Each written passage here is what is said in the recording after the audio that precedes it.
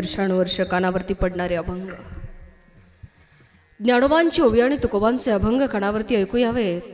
संतश्रेष्ठ जगद्गुरु तुकोबारायांच्या या सदर अभंग प्रकरणानं, ज्या निमित्तानं, ज्या कारणानं तुम्ही आम्ही एकत्रित येणं व्हावं, आजचं असणारं निमित्त, ज्यांच्या विधींच्या निमित्तानं एकत्रित येणं व्हावं, कैलासवासी गंगा भागीरथी सत्यभामा धोंडीबा सातपुते, आईंच्या पाठीमागे असणारा समस्त शोकाकुल परिवार, त्यांच्या जाऊबाई गंगा भागीरथी सीताबाई कोंडाजी सातपुते, सुपुत्र सदाशिव धोंडीबा सातपुते, मधुकर धोंडीबा सातपुते, शंकर धोंडीबा सातपुते, कन्या सौ ताराबाई सुदाम फाफाळे, सौ मीराबाई रावसाहेब खतोडे, तसेच पुतणे नामदेव कोंडाजी सातपुते, बाळासाहेब कोंडाजी सातपुते, सोमनाथ कोंडाजी सातपुते, दत्तात्रय निवृत्ती सातपुते, नातू चिरंजीव ओम शंकर सातपुते, नात कुमारी आकांक्षा शंकर सातपुते, सुनबाई सिंधुबाई सदाशिव सातपुते, सुनीता मधुकर सातपुते, शारदा शंकर सातपुते, कन्या सौ हिराबाई रामनाथ आमरे, सौ मंगल संभाजी कोटकर, त्याचप्रमाणे नातू अमोल सदाशिव सातपुते, दीपक सदाशिव सातपुते, संतोष मधुकर सातपुते,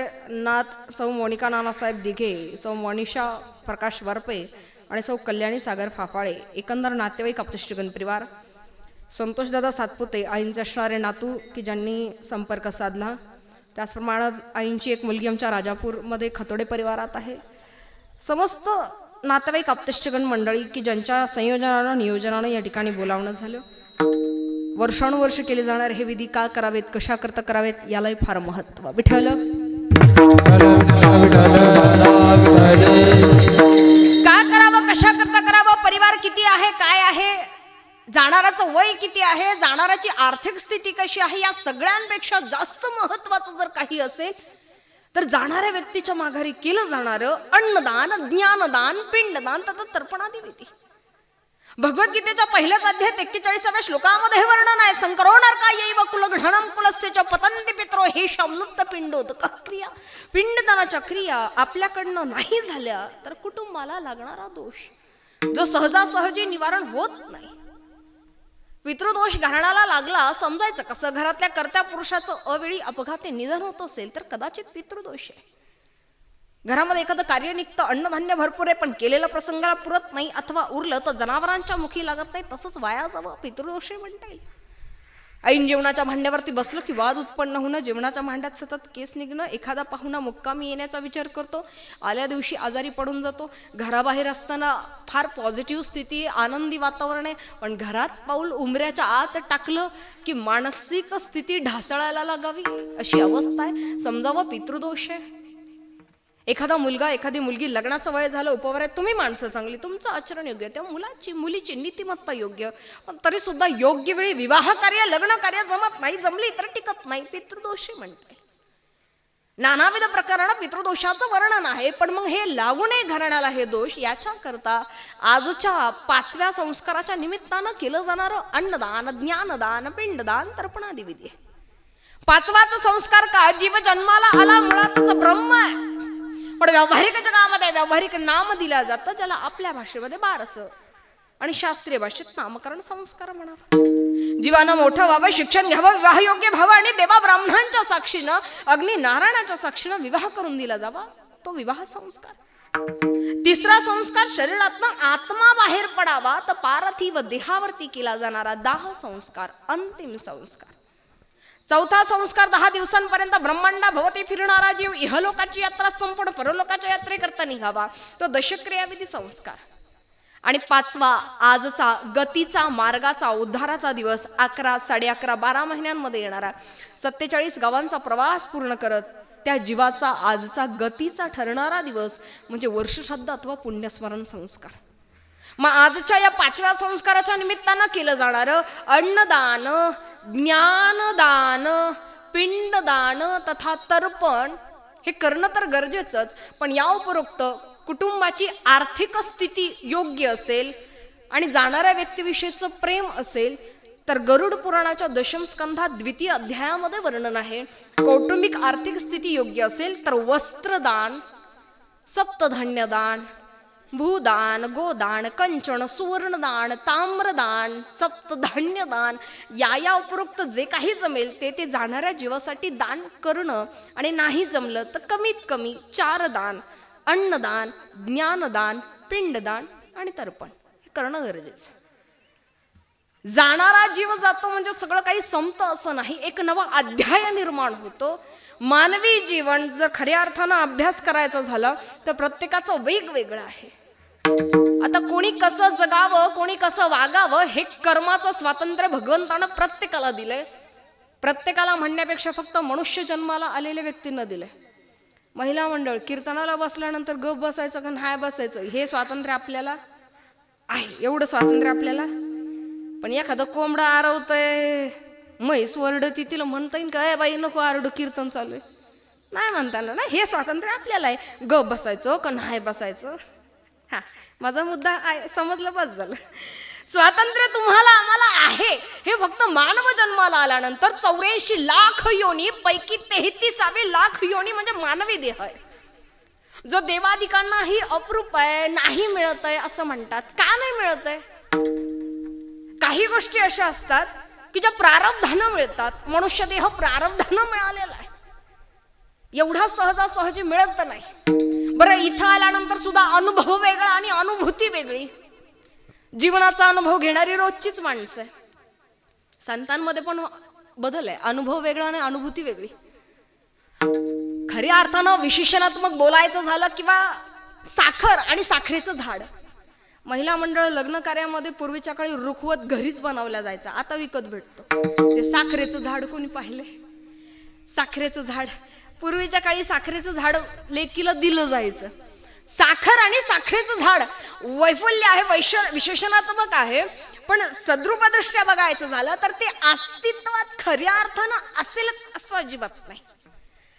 तुलसी, वृंदा आणि वृंदावन जर खऱ्या अर्थानं बघायचं झालं तर काही गोष्टी ज्या नजरेला दिसतात त्या प्रत्येक अर्थानं वेगवेगळ्या आहे.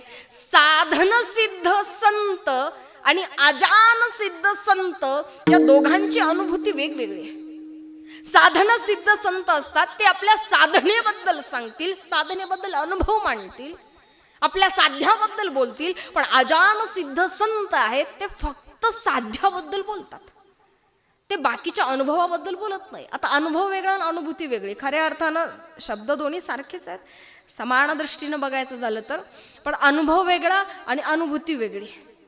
तुम्ही कीर्तन ऐकलं, टाळकरी आवडले, गायनाचार्य आवडले, मृदुंगाचार्य आवडले, सिस्टीम आवडली, नाही का, हे अनुभव आला, हे सगळं चांगलं आहे. म्हणून याच्यातलं एखाद्याने कीर्तन ऐकलं, घरी गेला, आपल्या घरची तारीख कधी निघते बा, मला अनुभव आला त्यांचं कीर्तन चांगलंय, मला अनुभव आला त्यांचं कीर्तन चांगलंय म्हणून कीर्तनाची तारीख द्यायची, हा झाला अनुभव. पण त्या कीर्तनात बसल्यानंतर मला परमात्म्याविषयी ओढ वाटू लागली, मला भगवंताविषयीचं प्रेम जागृत झालं, याला म्हणतात अनुभूती. काही गोष्टींचा अनुभव घेता येतो पण अनुभूती घेणं हे फार कमी अर्थानं बघायला मिळतं. बरं, हा सगळा खटाटोप फक्त याला आल्यानंतर आहे जे देवादिकांना नाही, प्रारब्धानं मिळणार. मला विशेष वाटतं, नाशवंत पावणाऱ्या गोष्टींसाठी तरी का रडावं, अविनाशी परमात्म्याबद्दल प्रेम असावं, ते होत नाही. आणि जो जाणार आहे त्याच्यासाठी रडल्याशिवाय माणसं राहत नाही. इंस्टाग्रामवरची स्टोरी बघायला तयार आहेत पण खऱ्या आयुष्याची स्टोरी ऐकायला तयार नाही. होता ओलावा हृदयामध्ये, तिथं चिंगारी पेटली कशी, होता भावनेचा गोंधळ पण अडी सुटली कशी. शोधून बघ हरवलेला तुकडा सापडेल, शोधून बघ हरवलेला तुकडा सापडेल. आणि रक्ताचं नातं आहे ना, मग असं कसं विखरेल. आपलीच तर नाती आहे पण सांभाळताना जड जातात. मोह तृष्णा याचसाठी केला होता अट्टहास, शेवटचा दिस गोड व्हावा. पण त्याच्याही पुढे जाऊन सांगतात ना, तृष्णा हा शब्द वापरलेला आहे. तृष्णा, माया, मोह. जोपर्यंत शरीराचा मोह आहे तोपर्यंत जाणाऱ्याविषयी दुःख वाटेल, जोपर्यंत माणसांचा मोह आहे तोपर्यंत आयुष्यातनं जाण्याची भीती वाटेल. पण ज्या दिवशी या शरीरातनं मरणाचं भय नाहीसं होईल, माणसांनी सोडून जाण्याचं भय नाहीसं होईल, त्या दिवशी भगवंत प्राप्त आहे. आता लय कठीण सांगायचं तर त्याच्यापेक्षा सोपं, मानवी देह मिळाला, भगवंताविषयीचं प्रेम असलं पाहिजे, ज्ञान असलं पाहिजे, आवड गोडी असली पाहिजे. पण सगळं असताना कधी कधी होतं काय, आमची संगत जर योग्य नसेल तर नरदेह मिळून सुद्धा उपयोग नाही, मिळाला कळाला पण कळून सुद्धा उपयोग नाही. महाभारतामध्ये संजयानं धृतराष्ट्राला बोल लावावेत की बाबा रे तुला कळतं का, समजावलं, बोल लावले, अरे पांडवांचं राज्य आहे देऊन टाक, विध्वंस होईल, ऐकत नाही. बोल लावल्यानंतर धृतराष्ट्राच्या मनाला वाईट वाटलं, आपल्या जवळच्या व्यक्तीनं आपल्याला बोल लावले. एकांतामध्ये माणसानं बोलावं, लोकांतात कौतुक करावं, पण चुका एकांतात येऊन सांगाव्यात. संजय लोकांतामध्ये चांगला वागायचा, पण एकांतात आला की बोल लावायचा. धृतराष्ट्राच्या मनाला वाईट वाटलं, उत्तर रात्र होती आणि संजय निघून गेल्यानंतर मनाची चलबिचल अवस्था थांबावी याच्याकरता विदुराला बोलावणं झालं. आता विदुराला बोलावलं झाल्यानंतर धृतराष्ट्र सांगतोय की माझ्या मनाची अवस्था विचित्र आहे, मला समजत नाही, संजयानं बोल लावलेत, मला कळत नाही असं नाही, परंतु माझी तशी व्यापक दृष्टी नाही आहे. आता महाभारतामध्ये विदुरानं केलेले त्यावेळेचे उपदेश हे विदुर नीती या नावानं प्रसिद्ध आहे. विदुर मांडतोय, सांगतोय, विदुरानं नीती मांडली, सगळं काही सांगितलं, पण धृतराष्ट्र सांगतोय याचं कारण एकच आहे, ऐकायला तुम्ही ऐकतोय पण ते पचनी पडत नाही, घरी गेलं कवी विसरल्याशिवाय राहत नाही. त्याचं कारण संगत किंवा प्रवृत्ती आहे. धृतराष्ट्र उत्तर देतो, मला कळत नाही असं नाही, मला समजत नाही असं नाही, पण मी ज्याचं अन्न खातोय, सध्या जो माझा मुलगा राज्य चालवतोय, त्या दुर्योधनाच्या संगतीत गेल्यानंतर मला सगळं विसरायला होतं, माझी प्रवृत्ती तशी राहत नाही. याचा अर्थ मुलाच्या संगतीनं बाप सुद्धा बिघडू शकतो, मुलाच्या संगतीनं बाप सुद्धा बिघडू, असं काही नाही का बापाची संगत वाईट आहे म्हणून मुलं बिघडतात, मुलाच्या संगतीत आल्यानं बापही बिघडतो. अशी अवस्था धृतराष्ट्राची झालेली आहे. गंगापुत्र भीष्माचार्य, गंगापुत्र, महिलांनो इकडे इकडे इकडे, गंगा पुत्र, गंगेबद्दल आपण ऐकले, गंगेत गेलो का पाप धुतल्या जातात, पण गंगा तीच पाप धुती जे नकळत घडतात, मुद्दामून केलेली पाप कोणतीच गंगा धुत. गंगापुत्र भीष्माचार्य सत्यव्रत, भीष्म प्रतिज्ञा घेतली, आजन्म ब्रह्मचर्य राहील, ब्रह्मचर्यत्व पाळेन, भीष्म प्रतिज्ञा म्हणून भीष्माचार्य, गंगापुत्र भीष्माचार्य. आता जिच्या पोटचं लेकरू आहे त्याला तरी पाप माफ असावं ना, पण त्यांना नाही झालं, त्यांना सुद्धा झालं. आजांतीपणी काटा टोचला होता भुंग्याला लहानपणी, कोणी, भीष्माचार्यांनी. ते 21 दिवस शरपंजरी राहण्याची वेळ महाभारतीय युद्ध कालखंडात आली की नाही. गंगापुत्र जी लोकांची पाप धुते, तिच्या मुलाला सुद्धा एवढूसही असलेलं ते भोगावं लागलं. मग तुम्ही आम्ही कोण आहे, सगळे सोयरे गंगेचे, नातेवाईक आहे गंगेचे, ते जर भोगणं आहे. गंगापुत्र भीष्माचार्य अन्न खातायत दुर्योधनाचं संगत. एके ठिकाणी तुकोबारायांनी केलेलं वर्णन येत आहे की ढेकणाच्या संगे, ढेकणाच्या संगे हिराचा बंगाला कुसंगे नाडीला साधू तैसा, कुसंगे नाडीला साधू तैसा.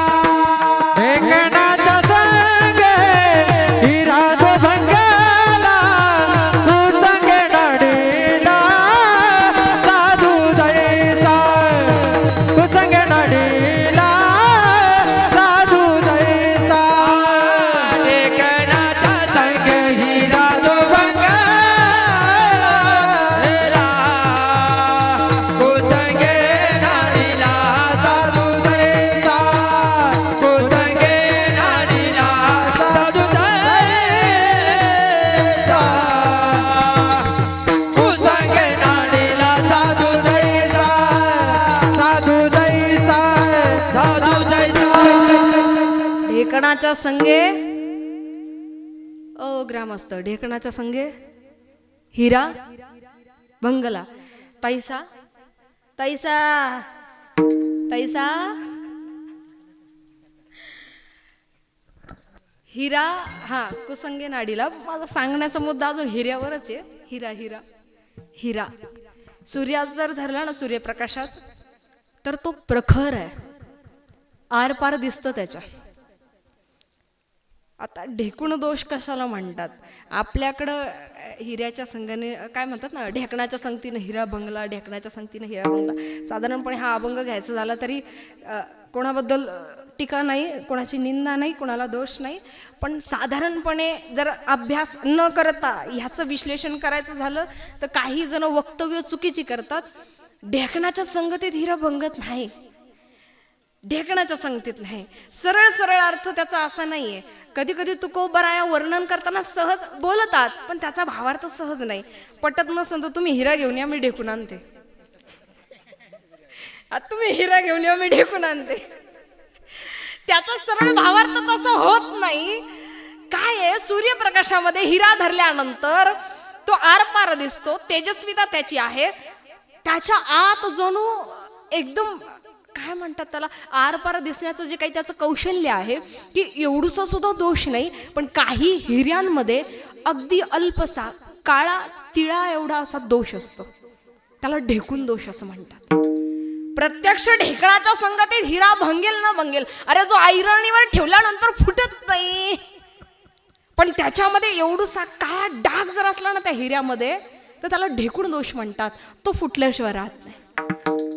हा सदर अभंगाचा भावार्थ असा आहे की ढेकणाच्या संगतीत नाही, त्याच्या आत असलेला ढेकूण सदृश दोष आहे, त्याच्या संगतीनं तो नाडला जातो. याचा अर्थ तुमच्या संगतीत किती ढेकणं आहेत ते महत्वाचं नाही, तुमच्या आत किती ढेकण सदृश दोष निर्माण झालाय ते जास्त महत्वाचं आहे. आता हे कसं असतं, काही चिंतन ऐकायला जड आहे, पण जसं जसं उलगडत जावं तशी ती सोपी आहे, ती गरजेचं आहे. काल्पनिक दृष्टांत कोणी सांगेल, आपल्याजवळ भारतीय परंपरेतल्या महान संस्कृतीतल्या अनेक ग्रंथांचे अभंगांचे दाखले आहेत.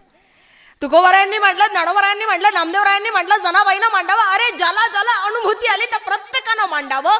तुमच्या आत आहे, बाहेर काहीच नाहीये. त्यालाही शोधाल तर तो आत आहे, सापडत नाही. आणि त्याला शोधायचं झालं, अंतरंगातलंही शोधायचं झालं, मेल्यावर माणूस जातोय. आत्मा अविनाशी आहे, पण देहाची राखच आहे की नाही. पंचतत्व आहेत. अग्नीचा अग्नीनं भाग नेला, वायूचा वायूनं नेला, जलतत्वाचा जलतत्वानं नेला. पृथ्वी तेज प्रत्येक स्वतःचं तत्व घेऊन जातात, पण या तत्वांनी एकत्रित यावं आणि असा देह पिंड निर्माण व्हावा, तर हे फार कमी वेळा घडेल. काय माहिती परत पुढच्या कोणत्या जन्मात तुम्ही माझं कीर्तन ऐकायला भेटणार आहेत, माहिती का तुम्हाला? माहिती आहे नाही ना? मग आता भेटतंय ना, तर आता लक्ष द्या. हे परत नाही जे तुम्हाला आम्हाला मिळालं, ज्याचं ज्ञान आमच्याकडे आहे, पशुमात्रांदिकांकडे नाही, देवांना सुद्धा मिळत नाही. इतकं दुर्लभत्व काय ते असावं, याचं सरळ सोप्या भाषेत वर्णन तुकोबारायांनी करावं त्या अभंगाच्या पहिल्या चरणात.